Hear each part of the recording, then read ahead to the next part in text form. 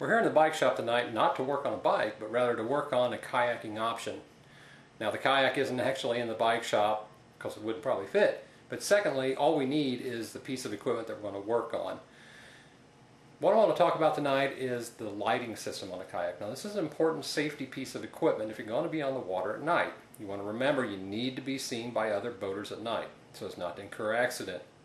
Now I'm going to focus only on the stern light, and we'll talk about how we're trying to rig this up to work off of a common 12-volt battery that would be located in the hull of the kayak itself. Now right now what we have set up is an independent light source on the back and an independent light source on the front. That means they have their own power source. That's great, but presents complications when turning off and on. You don't have a mutual point from which to be able to switch them off and on, so you sometimes have to get out of the kayak or find a buddy on the water that can reach over and do it for you without tipping you over. So I'm going to show you what the current setup looks like now. This is a crate that is located behind the seat of the kayak, and you'll see it holds some of my common gear here. I have the tackle box in the middle. This would be the front of the crate as it faces the back of my seat. The pieces you see here of PVC, these tubes are for holding fishing rods, as are the back ones. There are 3 in the back. What I'm currently using them for right now, one holds the light itself, the stern light, and the middle holds an extension post for the stern light. The one in the rear corner here is for holding an additional rod if needed. Now, obviously, the light can be put on top of the extension post if wanting to put a rod in that location as well.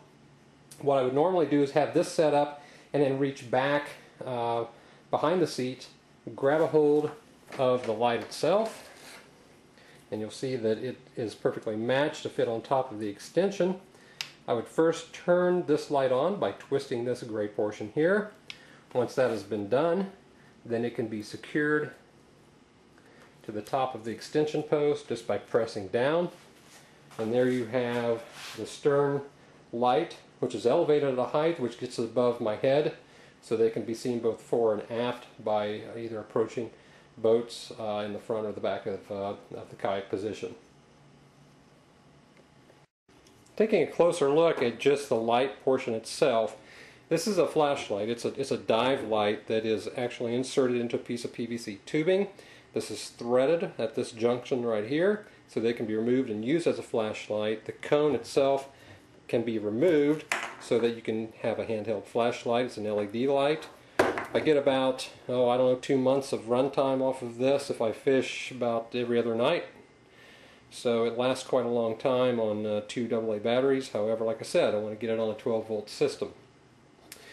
What that light looks like that's inside that tube is this. So this is the dive light that's been inserted into the tube. It's held into place with Hilti expansion foam, which is a very secure bonding foam. Keeps it watertight and also helps, hopefully lends buoyancy in the event that I would flip. So if we focus on the light itself only, it looks like this. Right now you'll see it's a sealed piece. It's watertight. It's intended to go down to depths of approximately 100 meters, which means it won't leak.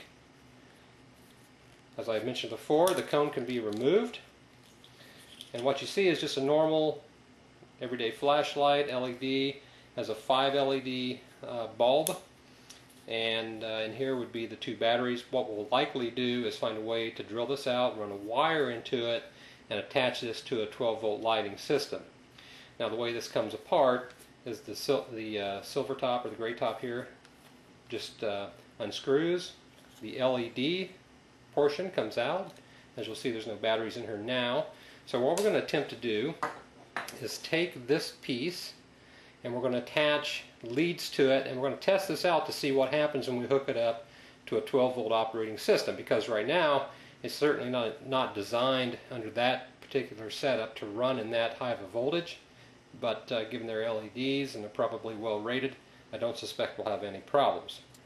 So you'll notice there's a couple contacts here on the back. What I'm going to be doing is hooking a battery charger to these. We'll start with 6 volts and see what happens. We'll place it in the vise, of course, and then we'll switch it over to 12 volts and see what the effects are of that as well. So what I've done here is I've taken the actual LED piece itself here, and I've attached a positive and a negative lead.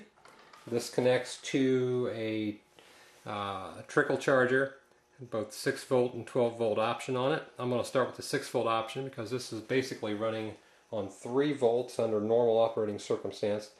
So I'm going to go ahead and hook it up in that fashion and see how that works. So with the switch set in 6 volt position, I'm going to go ahead and turn this thing on. And we'll observe what happens here. And lo and behold, we have the thing lighting up. So that looks good. We have a good light. Like I say, normally the cone would be on top here so as not to, or so as to diffuse the light so that it can be seen from all directions. So that looks like a good bright light. I'm not seeing any ill effects. So what we're going to try next is switching over to 12 volts, which is what we'd be running under given the proposed scenario. Okay, so we've had it on the 6 volt range for a while. What we're going to do now is we're going to go back out to the workshop and check just to see how it's doing. Light's still burning bright. Smelling a little bit of, it smells like hot circuitry as best as I can describe it. Let me switch hands here. We can see we still have a nice bright light. It smells like a little bit of smoke, not real sure. So let's just flip it over to the 12 volt range here and see what happens. The light has grown apparently brighter. We're getting more lumens out of that than we did before. So we'll keep an eye on it here and see how it does. Well, one thing that's apparent here, I don't know if we can capture it on film or not, is a little bit of smoke rising up above the light itself. It looks like it's starting to overheat. So 12 volts may be too much. Well, after 12 volts for a very short period of time, maybe a couple minutes here, 10 minutes, it looks like we have, you can't see this probably on the video, but we have 2 extinguished LEDs out of the 5. We're down to 3. So not thinking this is a good way to go.